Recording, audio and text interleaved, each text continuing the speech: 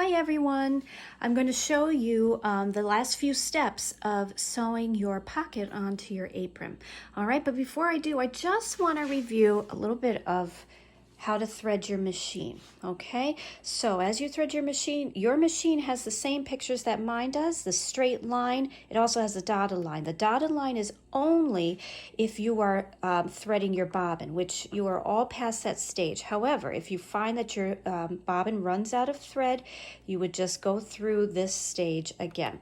But for threading the machine, only follow the solid line, okay? So you will feed it through this hook, then you follow this opening down here and around, back up through here. Then you'll notice I have a part here that seems to be missing.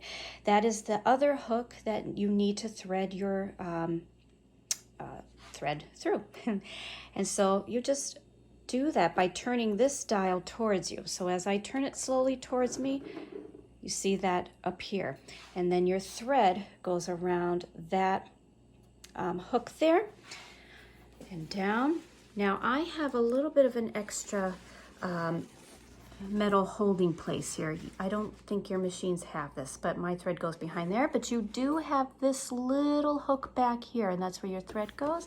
Then you feed the thread through the front of the eye of your needle, and then your threads, both your bobbin and your spool thread, should hang out on the left side of your machine. Okay, don't let it hang out towards the front. It shouldn't be hanging out towards the right. It should always be hanging out, both threads, towards the left side.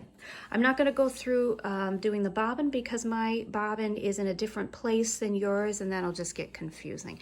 But I know you all have learned how to do that, and you've done a great job with that. Okay, so the parts that I have completed with my pocket are, you can see the zigzag.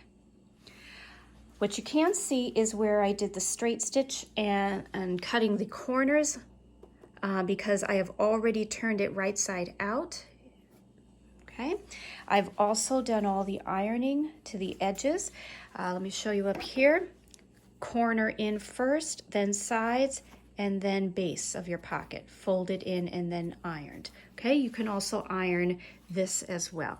Just a quick thing, if you need just a little bit of a crease, remember your hands, they're warm and they have oil on them, natural oil, so that also helps to create a nice crease if you just need a little bit of a crease at a time. But the iron, of course, makes that a perfect crease.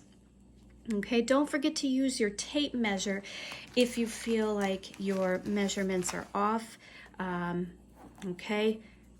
Use your tape measure to help you get those folds perfectly across, okay? Now, the part that we're at here now is sewing a straight stitch down the top of my pocket. And the top of your pocket is the part with the zigzag. This is the part that once you do sew your apron onto your apron, this will not be sewn again. Why? Because if you sew that, you're going to close your pocket shut and it'll just be a large rectangle on the front of your apron, and that won't be useful. Okay, so, but we are going to sew it now so that we keep this from coming up. We're creating a nice hem here. One thing you want to make sure of is that your stitch dial is set to the straight stitch. You used the zigzag for that initial step. It should already be here because that was the straight stitch was the last one you did for the sides. But now we're going to use that. As I sew, I'm not going to do the whole thing here because I do need both of my hands. But when you start to sew, you're just guiding it. You're just guiding it. And I'm going to stop right there because what do I need to do? I need to do a little bit of reverse. So as I reverse, I have to hold this down for the whole time that I'm reversing.